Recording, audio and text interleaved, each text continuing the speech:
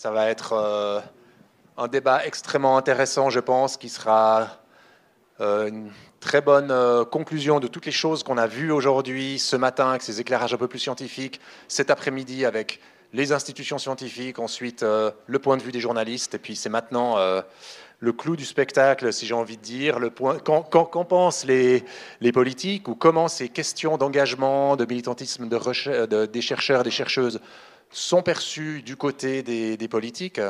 Alors c'est vrai qu'on entend parfois des voix critiques, ou des voix élogieuses aussi, mais parfois des voix critiques émanant du monde politique à l'égard de certaines prises de position publiques par des scientifiques. Il y a parfois même des interpellations qui sont déposées notamment au Grand Conseil pour demander au Conseil d'État de clarifier un certain nombre d'enjeux, et notamment les bases légales autour de ces questions de prise de position ou de paroles publiques, notamment quand elles sont critiques à l'égard des institutions, des chercheurs et des chercheuses.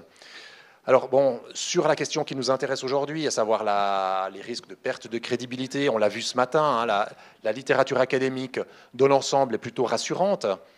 L'engagement des universitaires ne semble pas, a priori, donc des prises de position de type politique ou sociétal ne semblent pas, a priori, nuire outre mesure à la crédibilité, à la confiance accordée aux scientifiques dans le grand public. Mais on aimerait s'interroger maintenant aussi sur ce qui se passe dans un sous-groupe de la population qui est le monde politique. Donc il nous a semblé, pour mieux comprendre ces questions, savoir comment elles sont perçues, de demander, de la poser aux principaux intéressés. Surtout que le monde politique, on l'a vu aussi avec la présentation de Oscar Mazzolini ce matin, a cette particularité d'être structuré autour de sensibilités assez différentes, et même clairement, explicitement affichées, et ça fait partie du jeu du débat politique.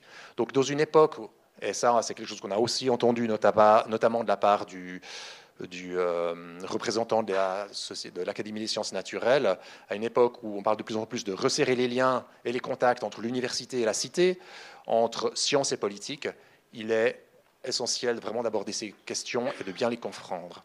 Alors j'en profite pour préciser que on a beaucoup parlé de gauche et de droite dans les médias, etc. Il est assez clair que du point de vue de l'engagement des universitaires, il y a un engagement sur des thématiques plutôt de gauche, mais il y a aussi un engagement sur des thématiques plutôt de droite.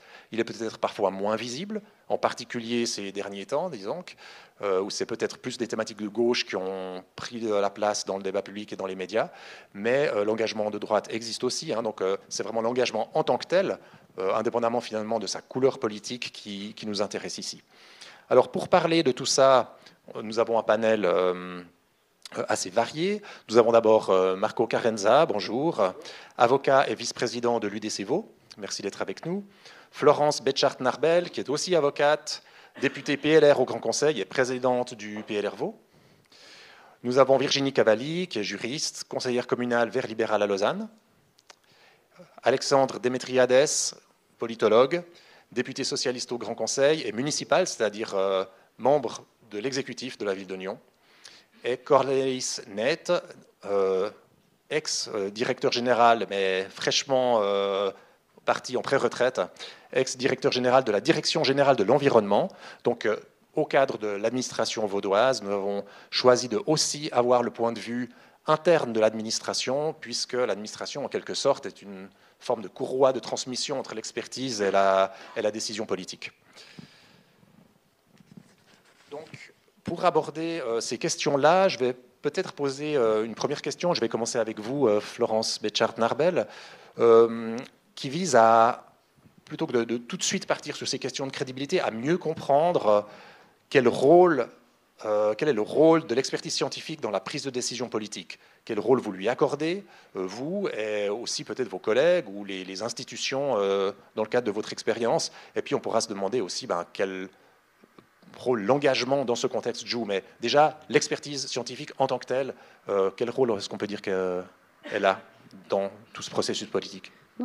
Dans ce processus politique. Bon, ce qu'il faut d'abord dire, c'est que je pense que c'est assez différent au niveau fédéral, au niveau cantonal, au niveau communal. On a des rôles assez divers. C'est vrai qu'au niveau cantonal, on a quand même des auditions dans le cadre des commissions, des auditions de personnes intéressées. Alors ça peut être des groupes d'intérêt, mais ça peut aussi être des scientifiques qui connaissent le domaine en particulier.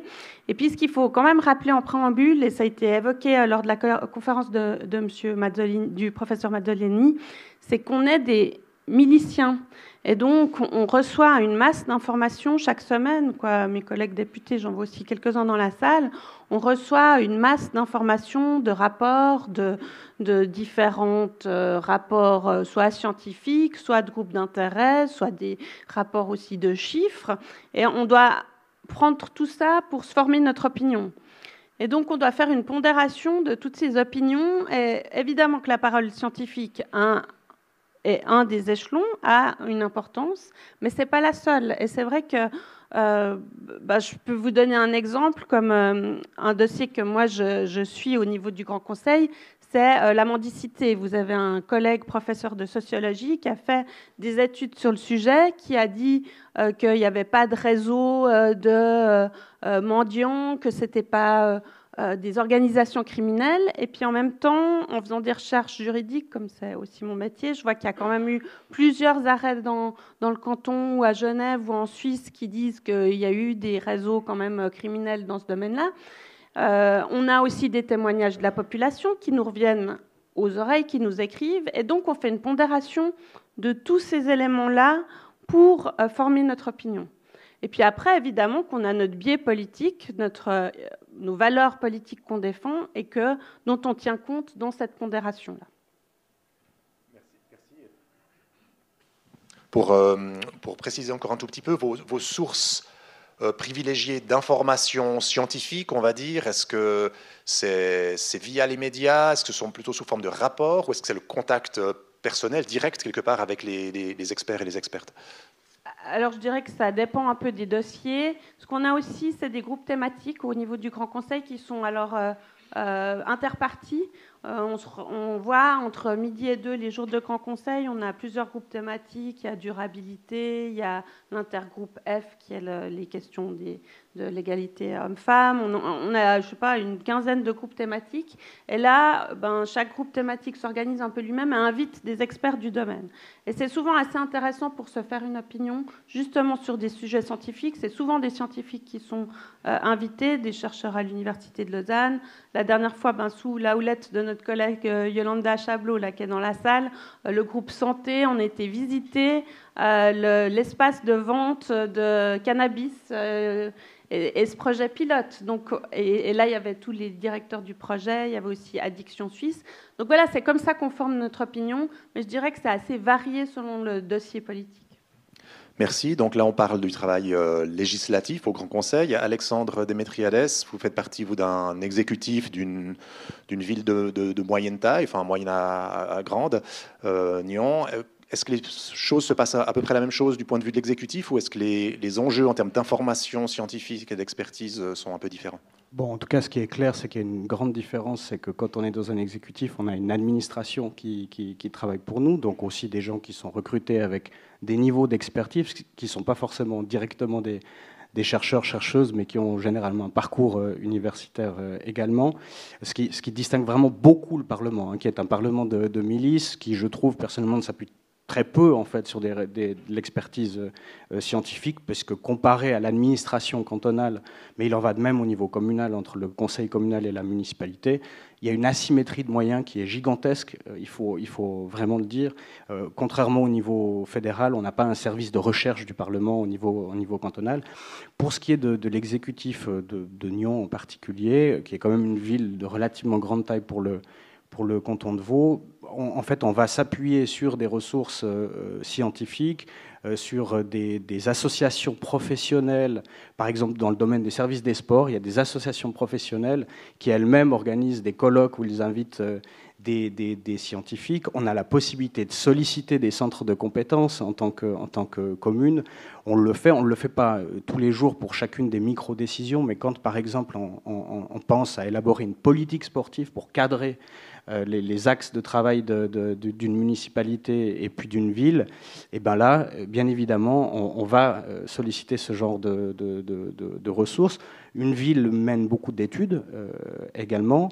Alors parfois en partenariat avec des institutions académiques, mais aussi beaucoup avec des bureaux privés, mais qui ont un stempel aussi d'autorité scientifique, enfin parfois. Quand on va solliciter par exemple un avocat pour du droit du travail, ce qui se fait de manière régulière pour un exécutif, le fait de solliciter quelqu'un qui est par ailleurs professeur aux universités, c'est une marque qui nous intéresse plus particulièrement. Donc voilà, on a nous-mêmes, moi dans le domaine de la culture par exemple, on a des musées et on a des historiens, historiennes dans ces musées qui ont un réseau et qui vont par exemple pour des projets vraiment solliciter ce réseau. Donc il y a un contact régulier avec le monde académique, même dans des services comme les miens qui sont pas voilà, qui sont dans des enjeux peu brûlants, on va dire, à ce stade. Merci. Et puis continuons sur cette veine avec vous, Cornelis Neyt. Donc vous avez été à la tête dans une très grande direction générale au sein de l'administration vaudoise. Cette question de l'expertise, effectivement, comment est-ce qu'elle est traitée? Est-ce que c'est principalement de l'expertise interne que vous utilisez, parce que vous avez des spécialistes aussi, ou est-ce que vous faites recours aussi à de l'expertise externe au sein des universités notamment? Alors, je dirais qu'il y a les deux. On m'entend? Oui.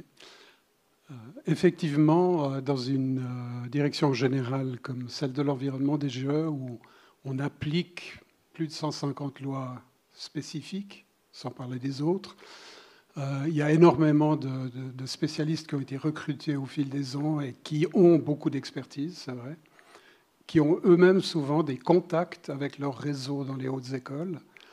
Et clairement, on utilise ces contacts. Alors, on peut le faire de façon spécifique, dédiée, si par exemple le Grand Conseil demande quelque chose de particulier. Le Conseil d'État doit faire un rapport, on va donner un mandat à tel ou tel professeur ou à son équipe. Mais d'une manière générale, nos chefs de division, directeurs, à la DGE, ça représente 25 spécialistes qui sont des cadres supérieurs et qui ont des réseaux eux-mêmes, vont solliciter aussi bien dans les hautes écoles vaudoises que parfois dans d'autres hautes écoles, ouais, c'est clair. Merci. Donc on reviendra par la suite sur le rôle que jouent les questions d'engagement justement et de positionnement dans le choix de l'expertise. Mais avant ça, j'aimerais me tourner vers vous, Marco Carenza. Vous êtes le représentant de l'UDC ici. On a beaucoup parlé tout à l'heure des clivages gauche-droite, etc.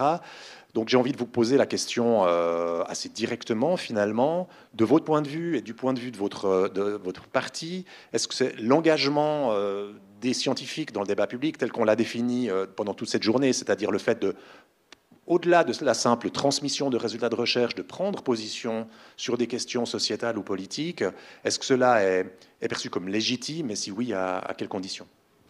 Merci. Alors, en ce qui me concerne, et je pense pouvoir parler pour un certain nombre de personnes dans mon parti, le chercheur, le scientifique, l'académicien a tout à fait le droit de s'engager politiquement. C'est un citoyen comme les autres. Je crois que ça avait été dit dans le précédent débat.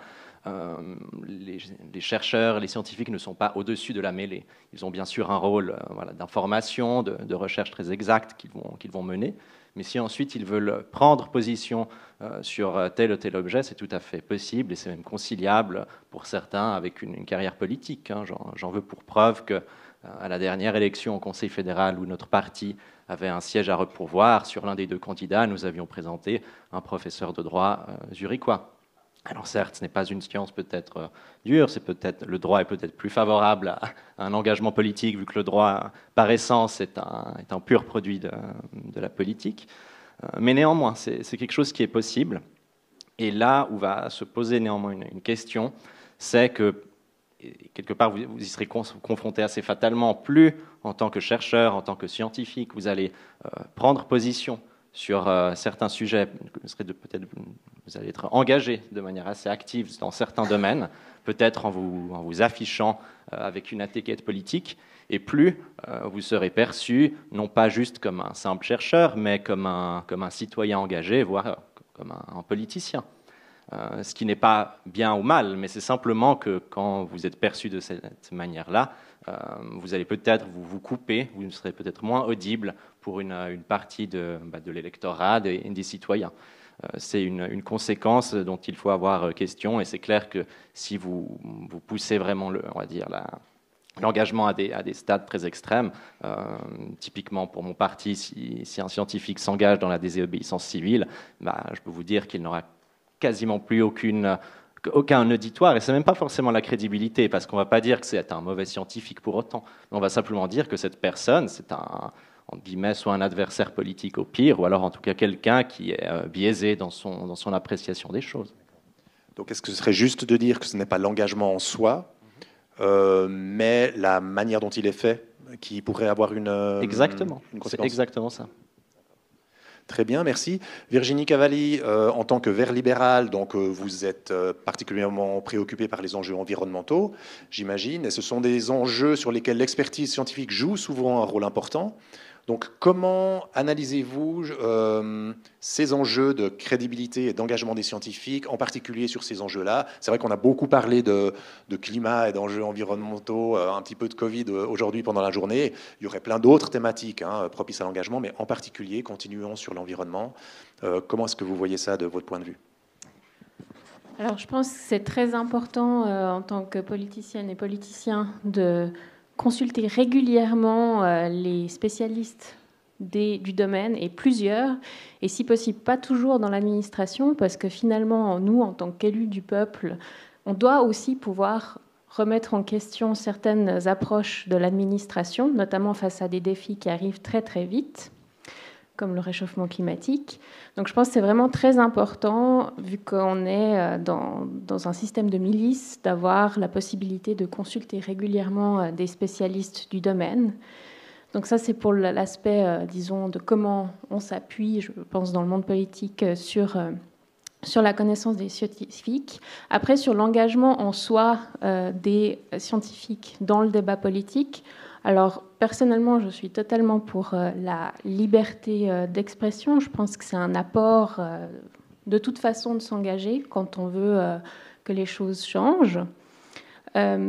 Après, là où il peut y avoir parfois une perte de crédibilité, c'est qu'il ne faut pas oublier que quand on communique dans l'espace public, il faut toujours avoir une certaine forme qui est adaptée au débat et qui est un message qui est facile à comprendre en fait pour les gens qui l'écoutent.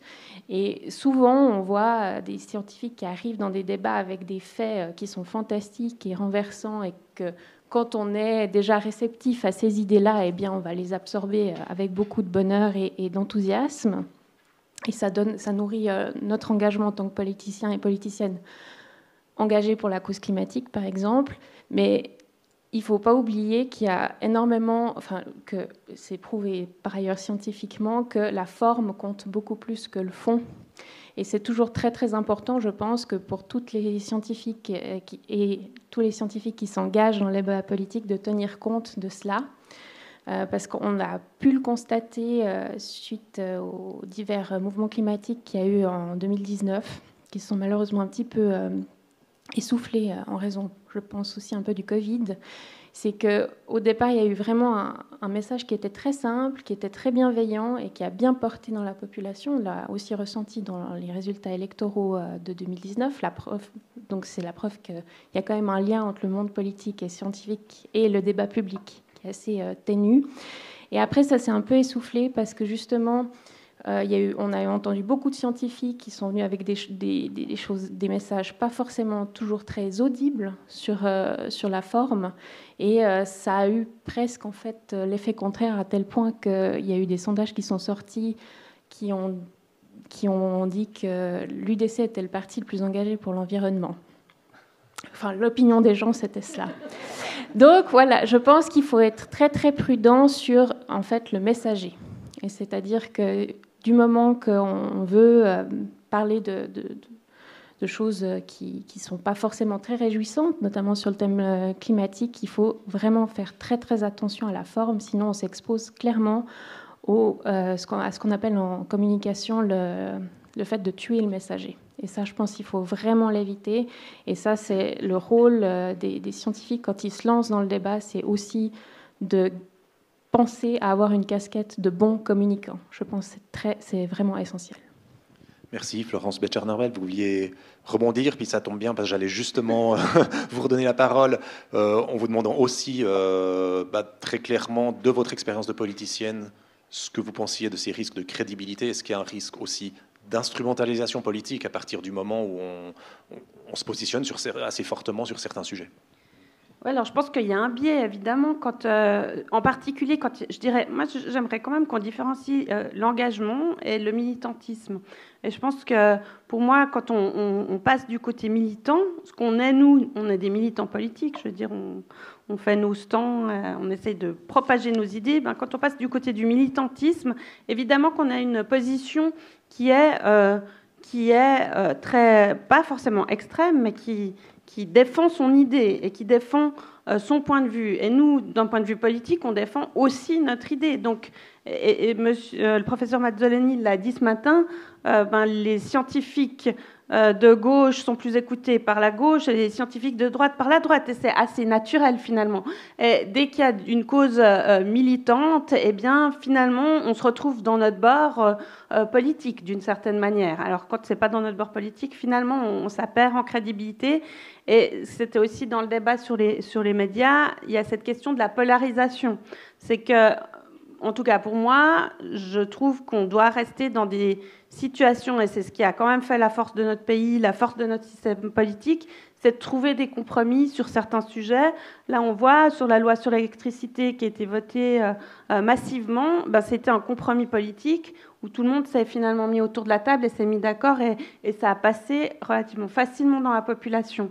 Donc, je pense que c'est vraiment important, quand on commence à vouloir trop polariser les choses, on a de la peine après à se retrouver autour de la table et à trouver ces compromis qui, pour moi, sont l'essence de la politique suisse et l'essence de ce qui fait avancer notre pays et l'essence de ce qui fait qu'on trouve des solutions, comme ça a été dit avant. Je pense que c'est extrêmement important qu'on trouve des solutions, mais des solutions qui soient audibles par la majorité de la population. C'est comme ça qu'on peut faire avancer les choses. Merci. Je reviens un petit peu sur le rôle des administrations.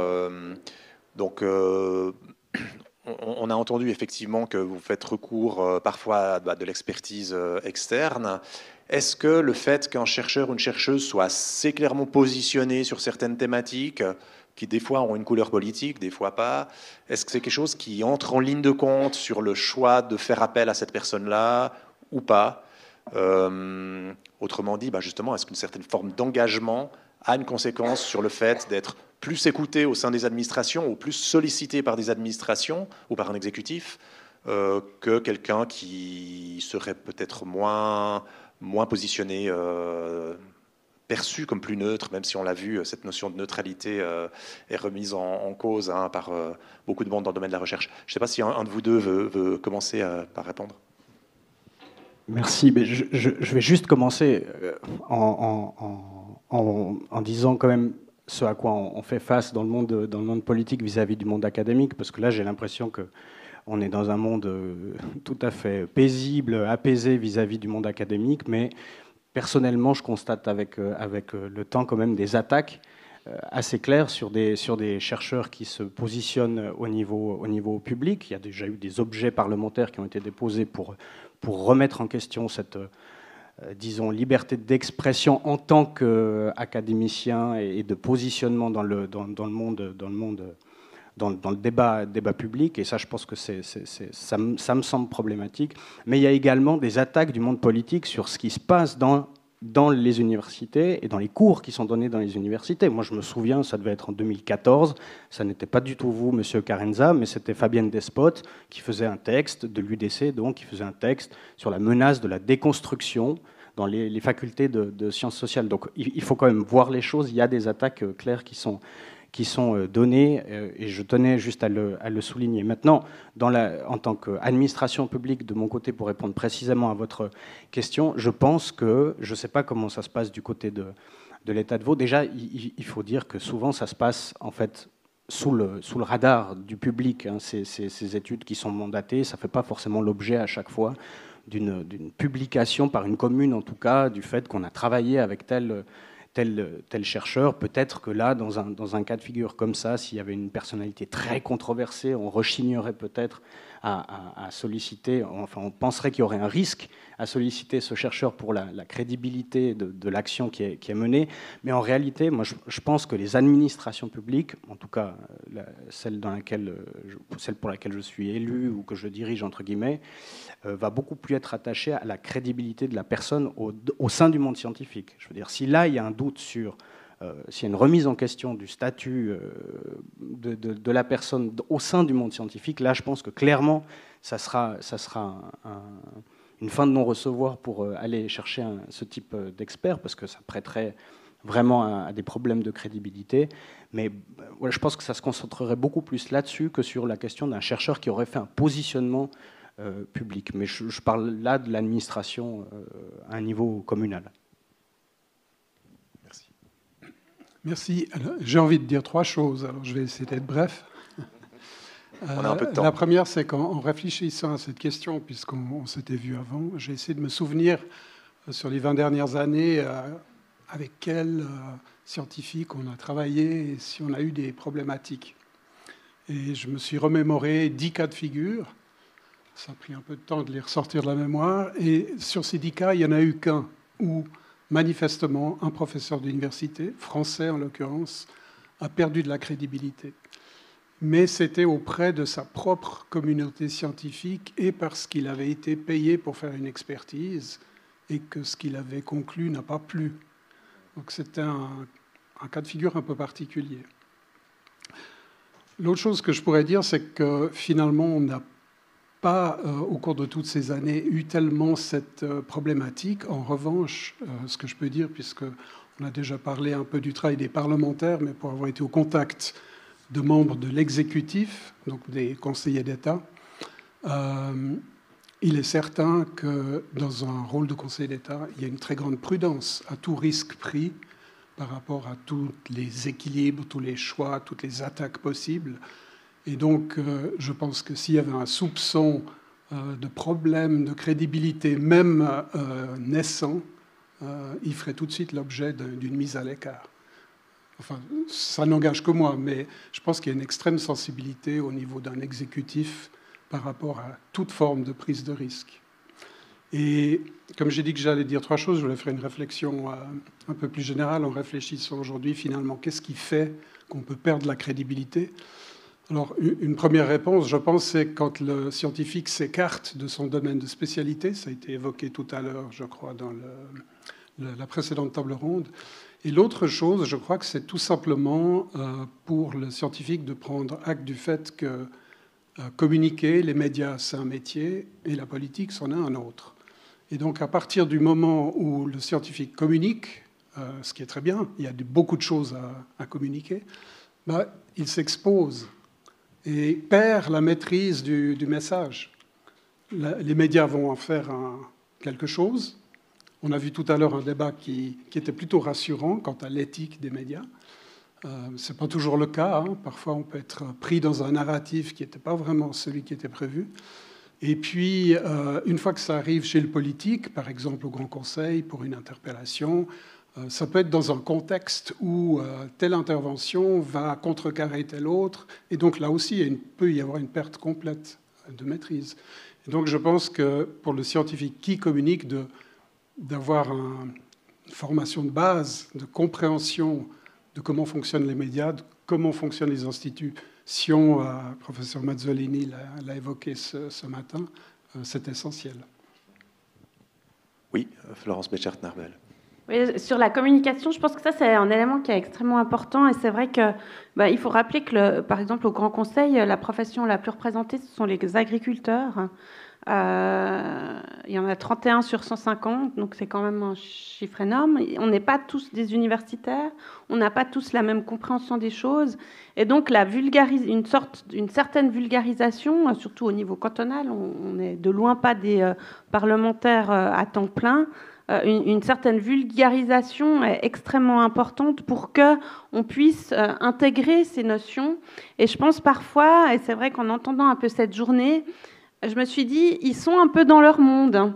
ils sont, disons, par rapport à ce que je vis au Grand Conseil, je me suis dit, et je comprends que parfois les messages ne passent pas, parce qu'on est un peu à un niveau, évidemment, et je le comprends, mais à un niveau un peu plus élitiste que le niveau dans lequel on est dans des commissions parlementaires, par exemple. Alors, c'est pas pour dénigrer du tout mes collègues, mais on est quand même dans des situations avec des gens de profession, d'origine, très différentes. Et donc, je pense qu'il faut se mettre aussi à notre place quand vous venez nous communiquer des informations qui sont fondamentales, mais qu'on n'a pas la même compréhension de ce qui nous arrive, en fait. Merci. Virginie Cavalli, vous vouliez aussi réagir ? Oui, un peu dans le même sens que ma collègue Madame Bertschart. Effectivement, je pense que ce que parfois peut-être le monde scientifique oublie, c'est qu'en démocratie, on doit convaincre et pas imposer. C'est-à-dire que moi, je suis convaincue, et il n'y a pas besoin de me convaincre moi, parce que je sais qu'il y a certaines vérités au sujet du changement climatique. Par exemple, c'est vraiment, voilà, scientifiquement, c'est établi. Mais je crois que le problème, et ce qui est peut-être exacerbé aussi par le filtre que les médias en font, c'est que souvent, on a l'impression que le monde scientifique dit « mais enfin, c'est évident, cet état de fait est évident, pourquoi vous n'agissez pas ?» Eh bien, ce qu'il faut se dire, c'est que autant les politiciens, qui sont finalement, encore une fois, les élus du peuple, que la population, pour elles, c'est pas si évident. Parce que dans leur individualité, à chacune et à chacun, ils n'ont surtout pas envie de perdre certains avantages, ils n'ont peut-être pas envie de changer. Je crois qu'il y a aussi une notion, je pense que le scientifique qui est par définition quelqu'un qui va chercher toujours et le chercheur qui va toujours, entre guillemets, chercher la vérité ou l'évolution des choses, a toujours, je pense, 5 ou 6 pas d'avance sur l'ensemble de la société. Et cette notion de convaincre, parfois, est oubliée, et on assiste parfois à une espèce d'effet boomerang, finalement, parce que, effectivement, si on a un niveau universitaire, qu'on peut lire certains rapports, qu'on comprend intellectuellement comment ça se passe, on va être facilement convaincu, mais ce n'est pas forcément le cas de la majorité de monsieur et madame tout le monde. Merci. Marco Carenza, est-ce que vous partagez cette analyse finalement de cette rupture qu'il peut y avoir parfois communicationnelle entre les scientifiques d'une part et puis soit le politique, soit le reste de la population? Oui, je la comprends bien.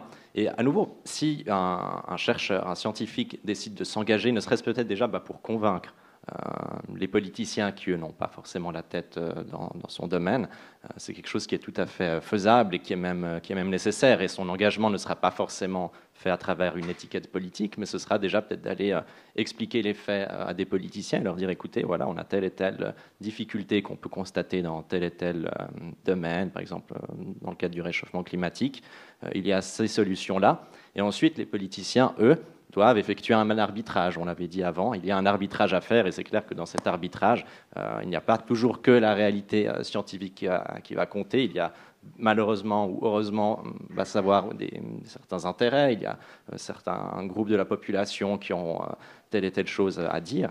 Mais ce type d'engagement-là est très sain. Et par contre, pour rebondir sur ce que... On a parlé d'une interpellation d'une ancienne présidente de mon parti en 2014. Je crois que je venais de m'inscrire au parti à cette époque-là.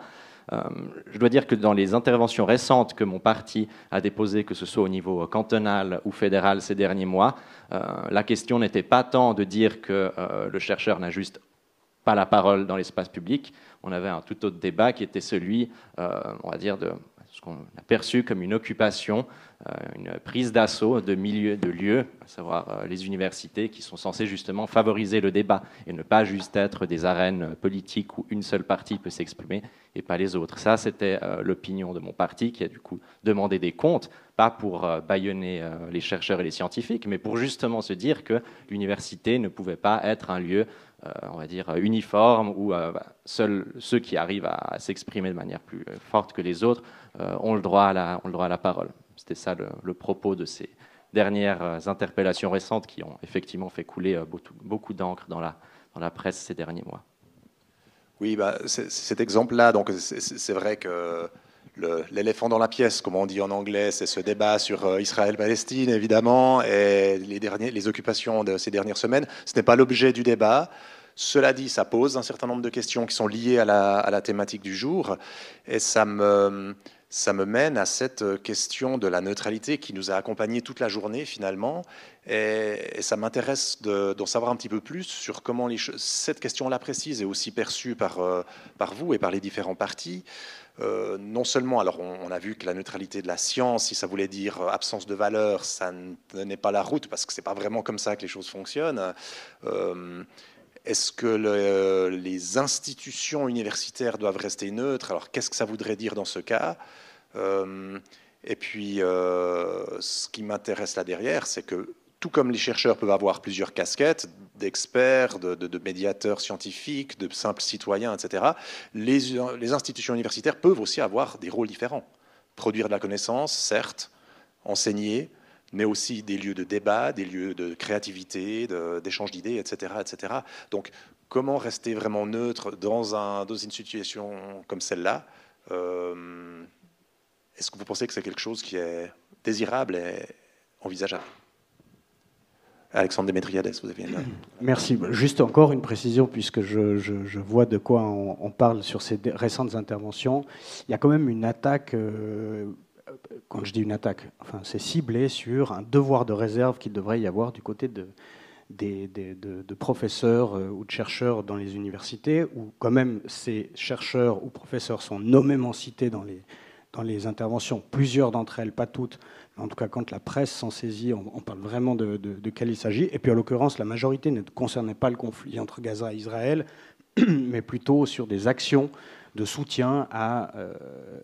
soit des actions de désobéissance civile, soit des actions de soutien du style aux aînés pour le climat ou d'autres personnes, mais qui s'engageaient précisément sur la question climatique. En fait, moi j'ai envie de dire que c'est une voie qui est fondamentale quand les scientifiques, quand il y a un accord tel des scientifiques pour dire qu'on va dans le mur, parce que c'est concrètement ce qui est montré, hein, et qu'ils essayent malgré tout de proposer toute une série de solutions, mais qui peuvent constater à quel point on en est loin. En fait, pour moi, même le rôle d'une université devrait être là de dire, vu qu'il y a un consensus scientifique, si on parle juste de cet aspect-là, il y a un consensus, je veux dire au niveau du GIEC, là on peut vraiment parler d'un consensus scientifique, mais là en fait c'est un rôle d'alarme qui doit être fait de la part des universités, et pour que cette voix soit entendue. Alors il y a des progrès, parce que je me souviens qu'au début, il y avait plutôt des climato-sceptiques ou des gens qui contestaient la véracité de la conclusion qu'il y avait du réchauffement climatique et qu'on allait dans le mur. Et ça a passablement évolué. Les gens osent moins attaquer ce genre de constat.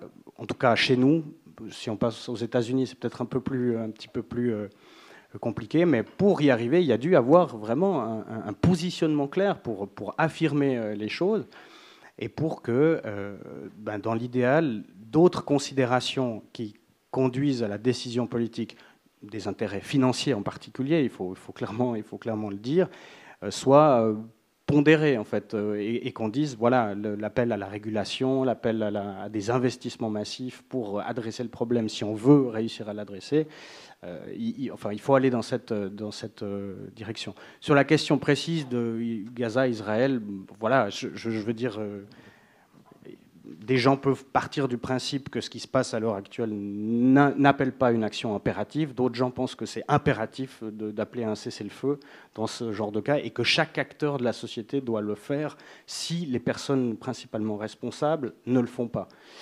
Donc ça va être un débat éternel qu'on va pouvoir ménager, mais personnellement, je pense que les voix qui osent justement prendre la parole, à défaut du pouvoir politique qui refuse de le faire, elles sont essentielles, parce que ça peut faire changer les choses. Et personnellement, je vois dans des gens de mon entourage de droite en particulier, des gens qui avaient une position très ferme au début et refusaient de parler de cessez-le-feu et parlaient d'un droit à se protéger.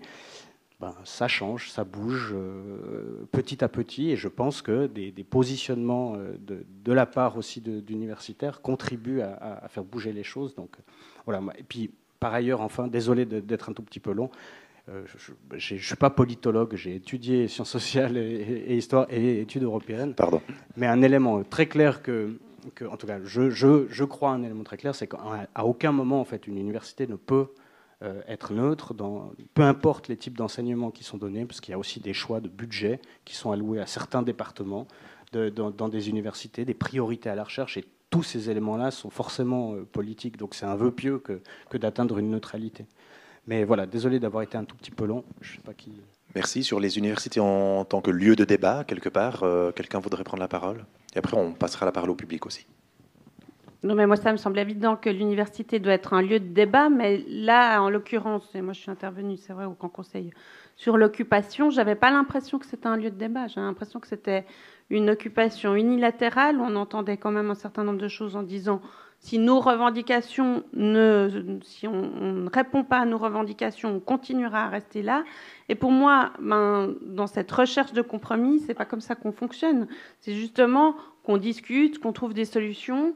Et là, pour moi, il y avait aussi la problématique d'étudiants et contrairement à ce qui a été dit au Grand Conseil, on a eu beaucoup de témoignages quand même d'étudiants qui n'étaient pas à l'aise de cette situation-là.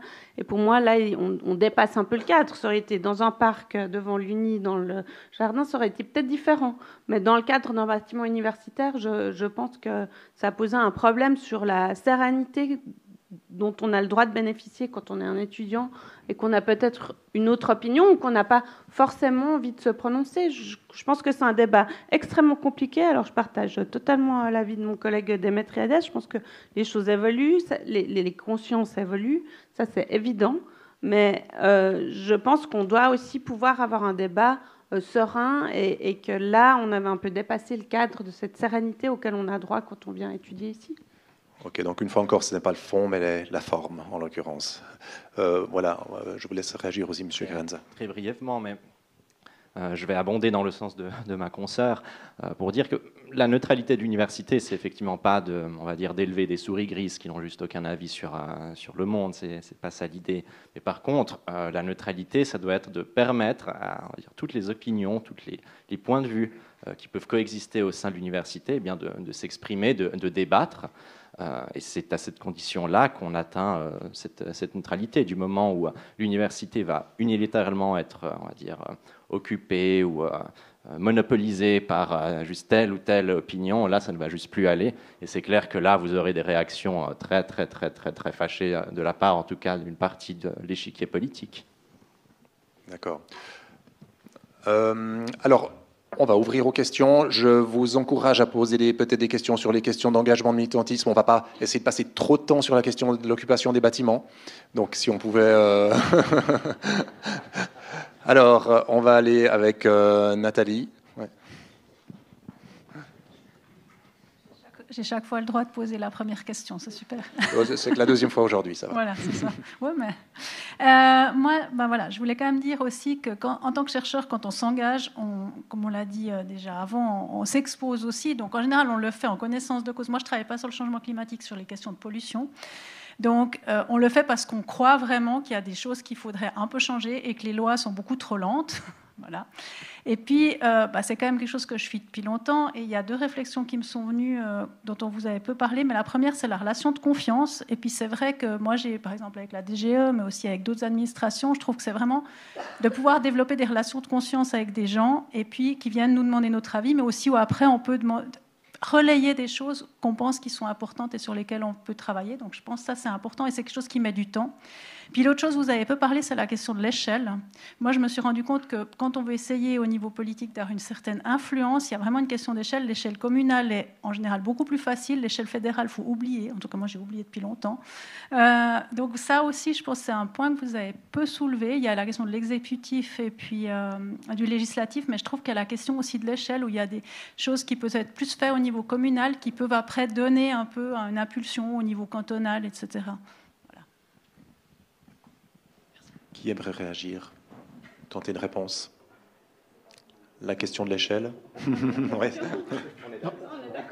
Oui, je crois que c'est pertinent, effectivement. Vous faites face au même problème, c'est la même difficulté.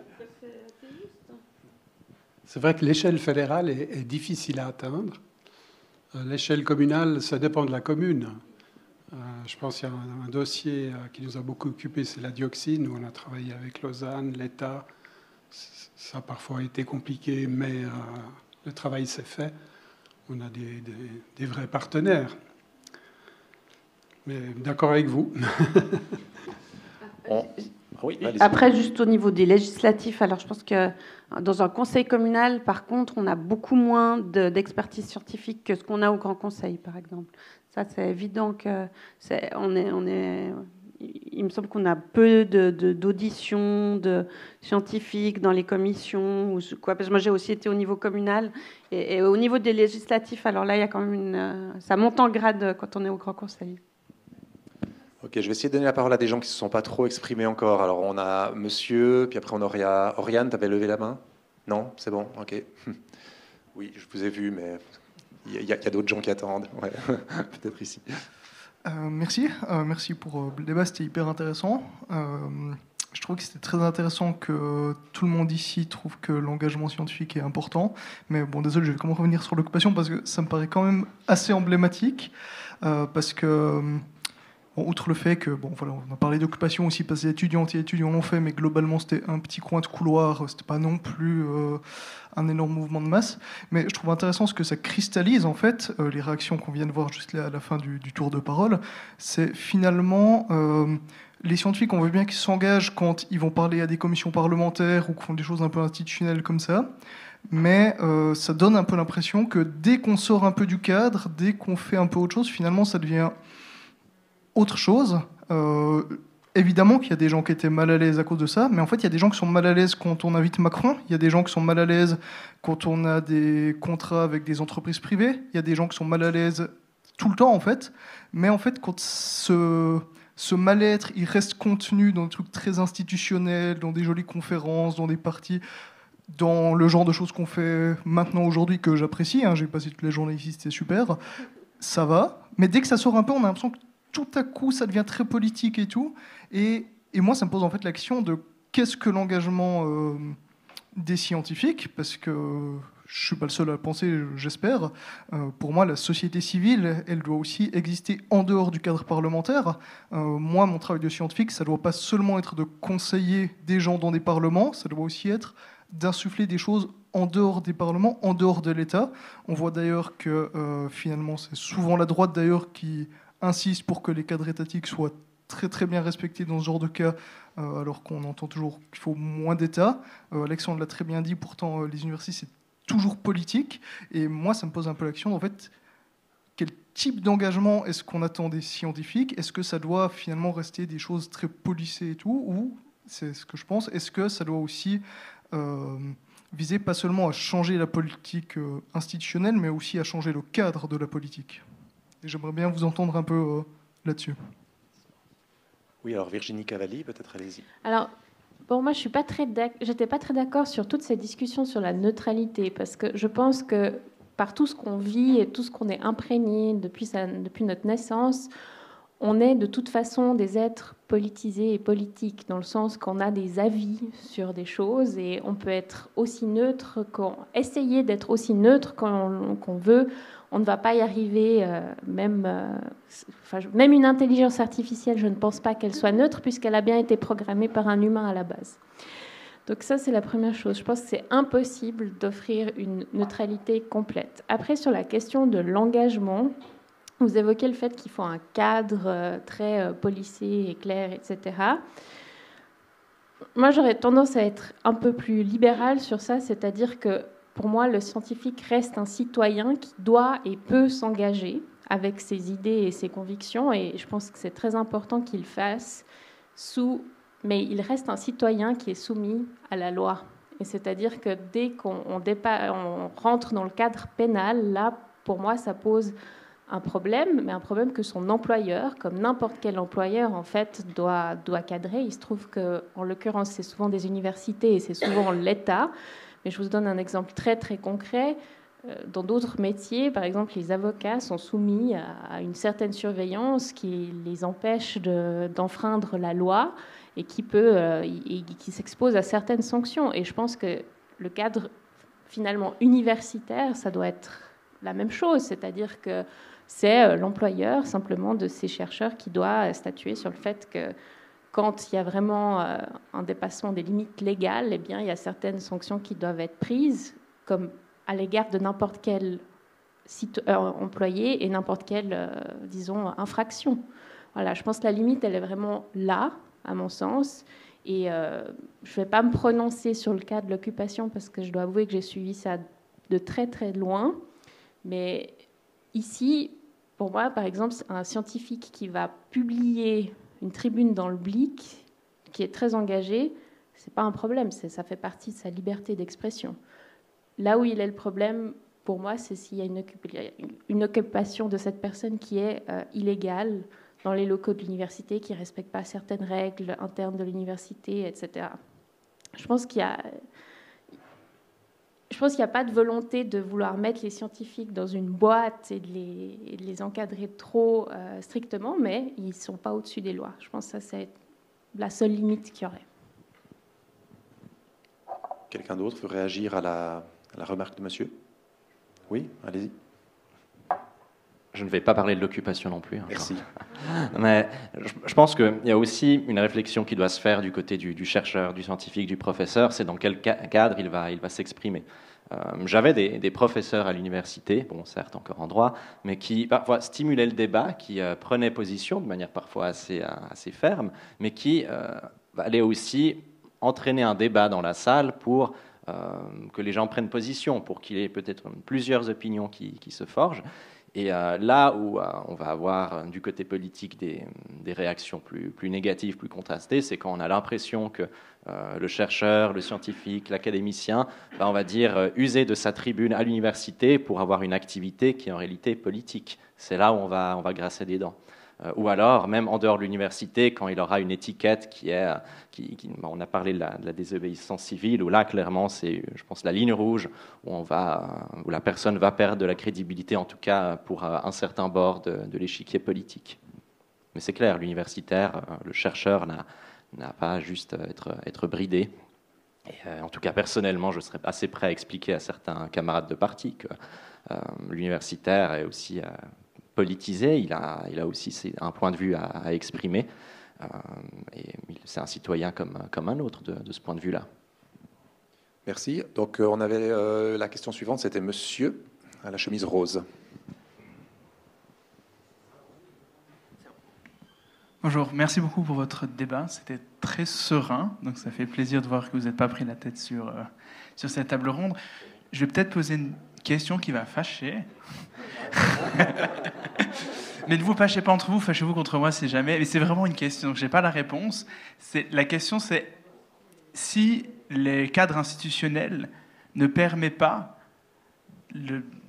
d'arriver à l'urgence, de faire passer les lois assez vite, si la politique ne bouge pas assez vite et que les scientifiques voient bien ce qui est en train de se passer, essayent de convaincre par tous les moyens institutionnels qu'ils ont, mais qui voient bien les limites de leur communication, comme on en a parlé tout à l'heure, qu'est-ce qu'ils pourraient avoir comme autre moyen que d'agir hors du cadre et que d'essayer de faire bouger ce cadre?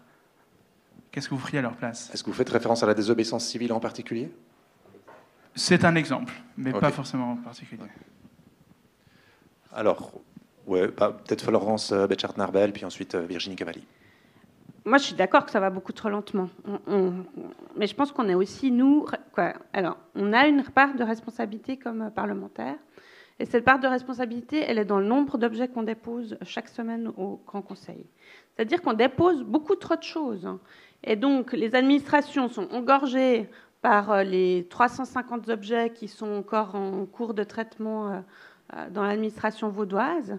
Et puis ça ne fait pas avancer les projets. Alors je pense qu'il y a une régulation qu'on doit admettre dans nos partis, on a eu des réflexions. Une réflexion, Alexandre est président de la commission des droits politiques qui est en train de réviser la loi sur le Grand Conseil.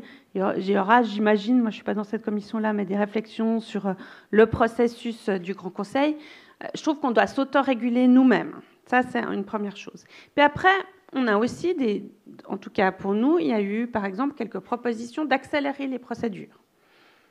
Et puis ça, c'est nos collègues plutôt verts qui ont refusé cette accélération des processus en disant il faut garder les droits de recours, tout un certain nombre de choses. Nous, on n'était pas pour empêcher complètement les droits de recours, mais il y a quand même des processus qui doivent pouvoir aller plus vite.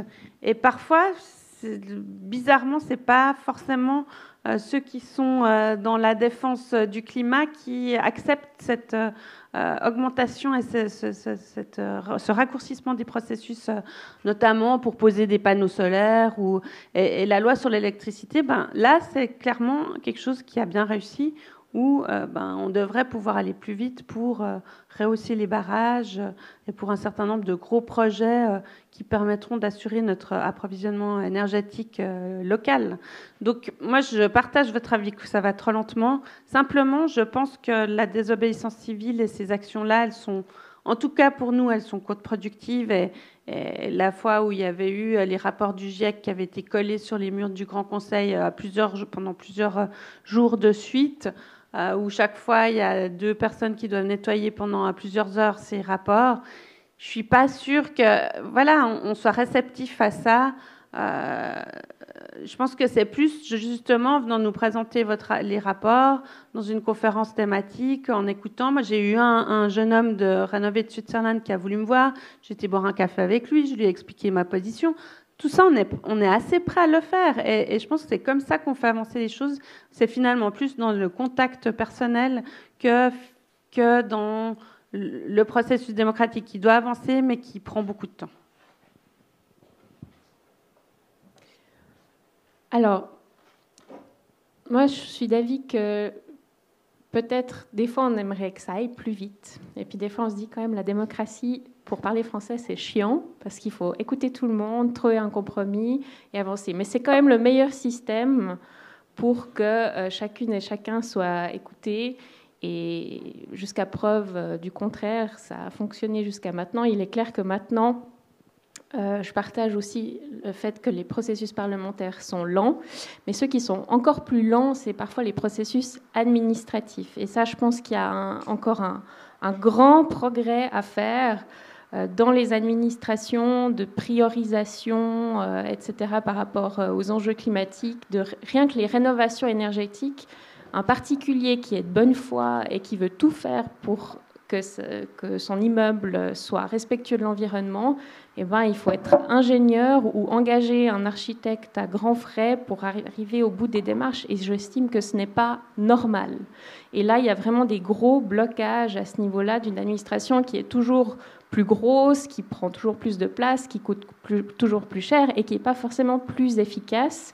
La preuve en est, la ville de Lausanne, le processus pour avoir une autorisation liée à un permis de construire ou de rénover est passé de 6 mois à 18 mois, selon les artisans et autres personnes, disons, impliquées dans la transition énergétique. Et puis la deuxième chose, qu'est-ce qu'on peut faire ? Alors, je ne vais pas vous dire que je cautionne la désobéissance civile, puisque j'ai dit avant que ce n'était pas le cas, mais je pense qu'il ne faut pas oublier que l'information, c'est le pouvoir. Et en tant que scientifique, je pense que vous avez un public très important avec le précédent panel qui sont les journalistes.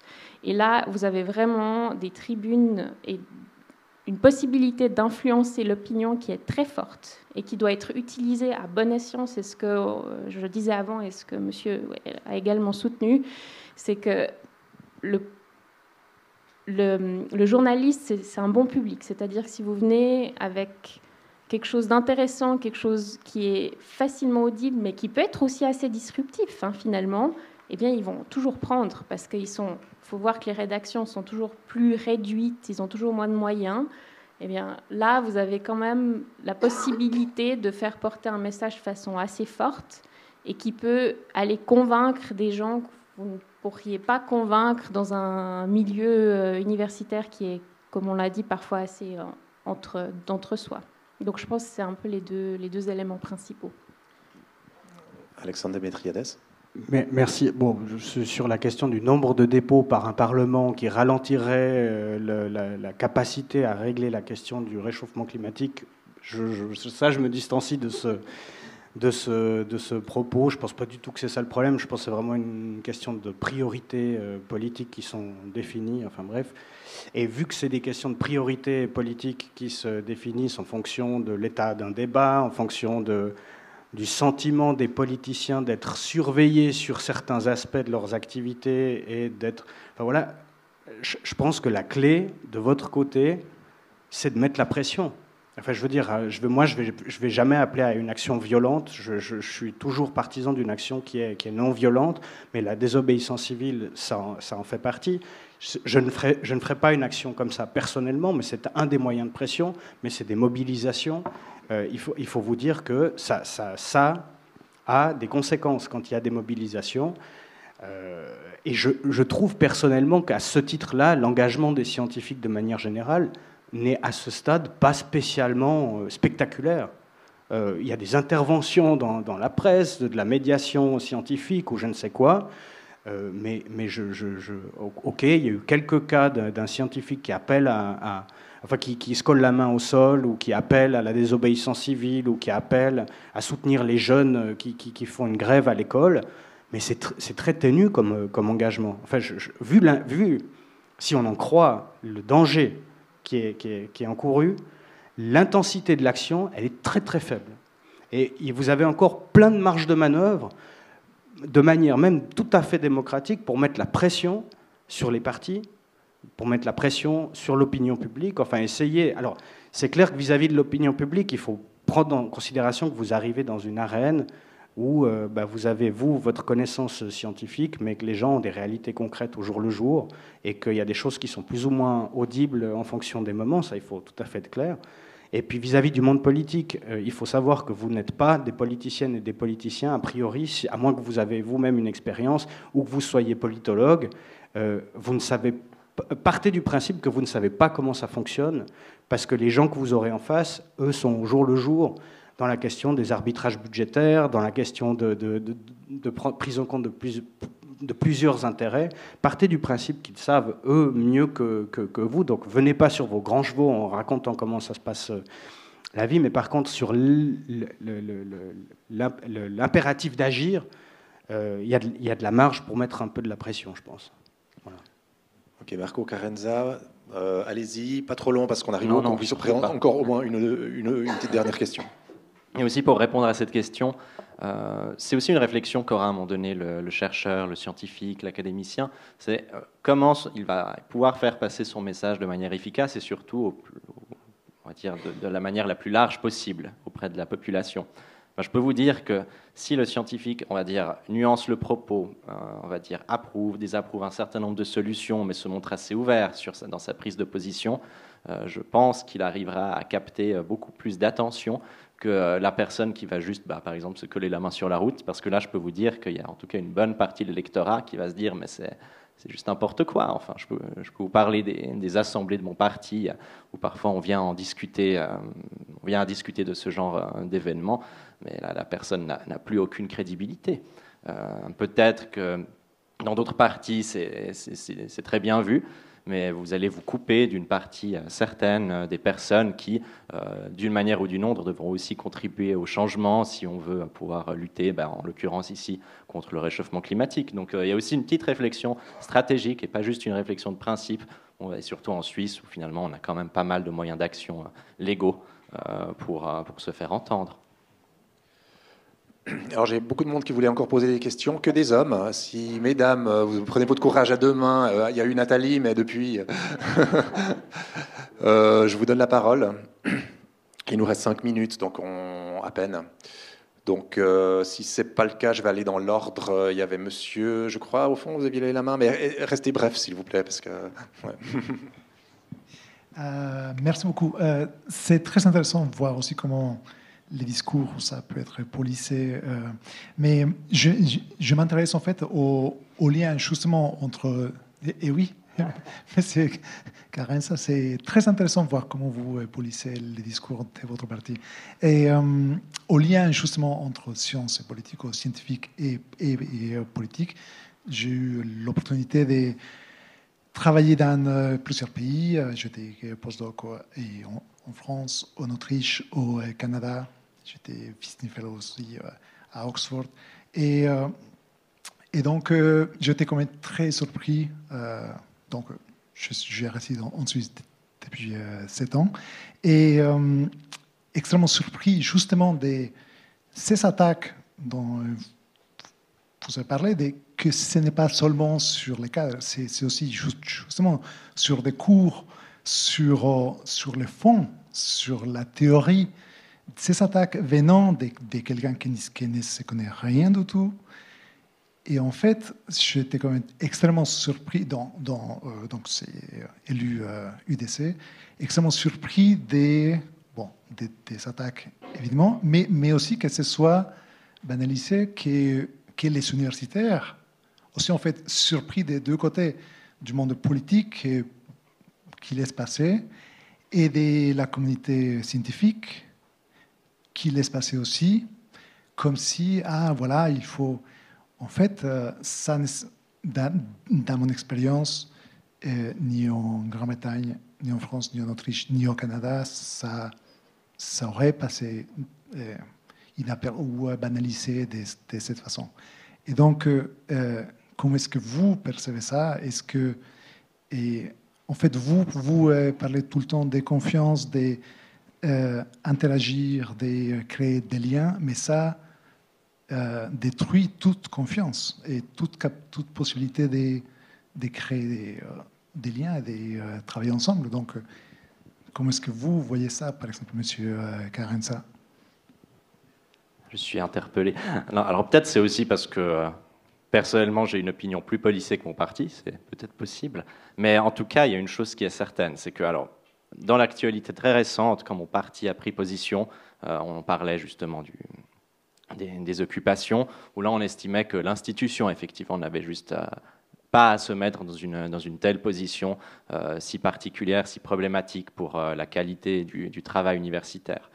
Maintenant que des membres de mon parti ou des sections cantonales de mon parti aient pris position sur le contenu des cours ou la manière d'enseigner, alors je pense que le monde politique pourra peut-être toujours s'offusquer d'une manière ou d'une autre sur ce qui se dit ou ce qui ne se dit pas dans une classe, mais en tout cas à titre personnel, je pense qu'au-delà de l'expression de mécontentement, on n'aura pas grand-chose à faire très concrètement, à moins qu'on remarque que la méthode scientifique soit complètement délaissée, ou là peut-être qu'on réagira. Mais si finalement l'université fait son travail et que les professeurs font leur travail, peut-être avec certaines opinions, à mon avis, en tout cas, le monde politique pourra difficilement s'immiscer là-dedans et dicter aux académiciens comment ils doivent donner un cours. Ça, je pense que c'est assez clair. Et ça, c'est quelque chose que je suis assez prêt à expliquer à d'autres camarades de parti, même s'ils sont peut-être nombreux, peut-être plus aussi de l'autre côté de la Sarine. Mais ça, là, pour le coup, je vous entends tout à fait.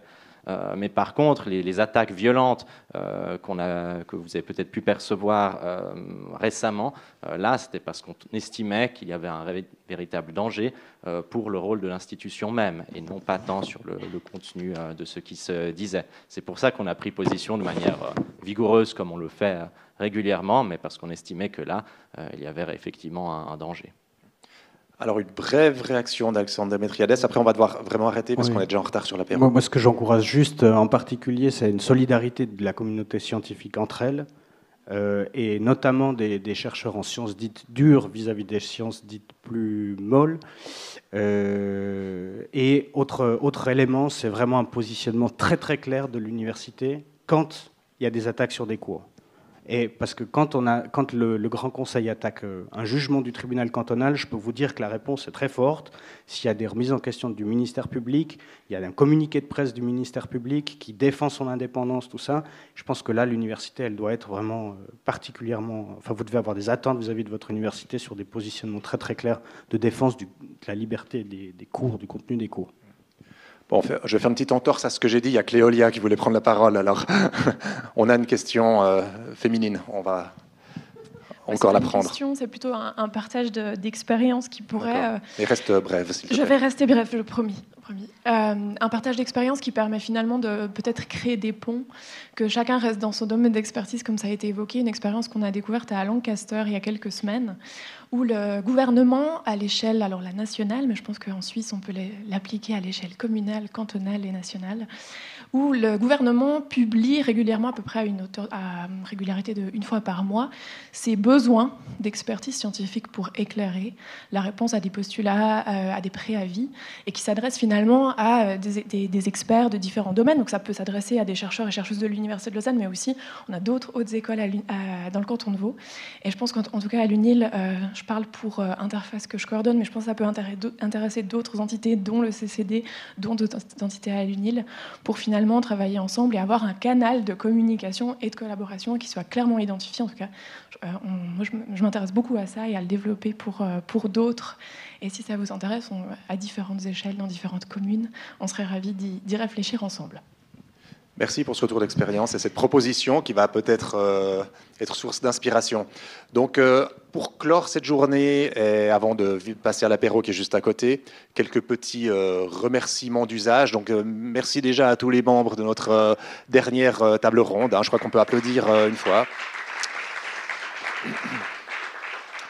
Merci aussi à tous les autres intervenantes et intervenants de la journée. Ça a été très riche en discussion, en apports à la fois scientifiques, politiques, médiatiques et autres. Merci à nos collègues Marc Deperrot, Nadia Egert, qui nous ont aidés à conceptualiser cette journée et à l'organiser. Johan Recordon, Adrienne Pittet et Nicolo Panozzo, qui nous ont aidés pour la logistique et la communication. J'aimerais remercier pour les aspects techniques Philippe Matet et David Monti qui sont en régie là-haut et qui ont fait tout le boulot dans l'ombre. On ne les voit pas, mais ça a été très utile. Merci beaucoup. Ouais.